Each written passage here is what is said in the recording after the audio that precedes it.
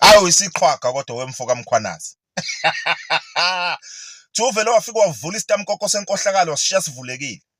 Wathatha isikhiya wasibeka ngapha kwesokunxele kwakhe wathatha inhlali baqeda yakhe wayibeka ngapha ngokwesokudla. Wathi ofuna uthatha lesikhiya uvalele sasitamkoko senkohlakalo akezela kimi. Kuthiwa amadoda avala amakhala agqoka ama-mask ayaphithiza inkohlakalo inuka phu.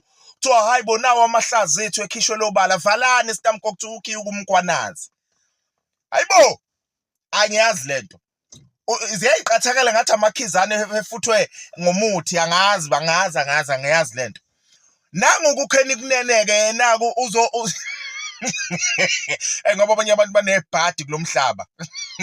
Utholakale kuyi-crime scene. Ngoba i-GNU bafana ibole yonke. Yabona lento kuthiwa inkohlakalo. Hayi nami sengiyibonile lento i-corruption miyenziwa abanye. Yeah, uma ungabenefit kuyi corruption. Kodwa mawusukuyo, hayi we are maneuvering. Usekhuluma uGayton Mackenzie wathi hayi sizoya phambili sifuna ukukhuluma ngoba nathi khona esikwaziyo. Hawu kanti anisho nani bafana niyaxosha niyadla nani la.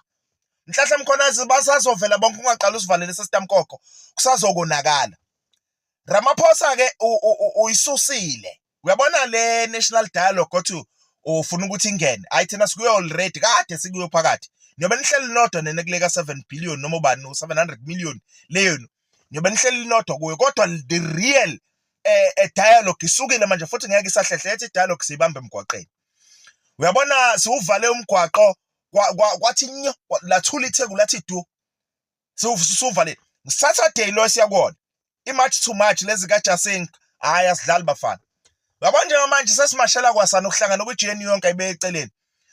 Mina bengingazi ukuthi inkatha i-corruption eyithanda kangaka bengingakwazi lokho. Mina bengazi ukuthi hawe umntwana wayengayifuni ngabe inkohlakalo siyamazi sonke. Lazi la ihambele ikahle. Wayengayifuni inkohlakalo. Yebo yena wayidayisa. Yebo yena personal wayidayisa. Kodwa wayengafuni ukuthi abanye abantu bedayise. Wayithanda makudayisa yena yedwa. Lalela.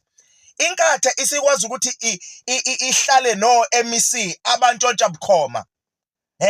Left, right and center sivike indaba zo MEC abakuyi corruption. Inkatha is sitting on top of that government. Uyabona bafana siphuka nezimpande uma sasidilize lesihlahla se-GNU. Ngoba kuyacaca i-corruption hayi ukuthi inkinga kini nani niyayi-enjoya. Uyabona masesiqede ngalento kaMahlala nomkhwanazi nabo bonke laba bayidakamizwa. Ayisiza kini bosopolitiki bafana enisalile lapho. Osopolitiki abasalile lapho zobalanda fresh.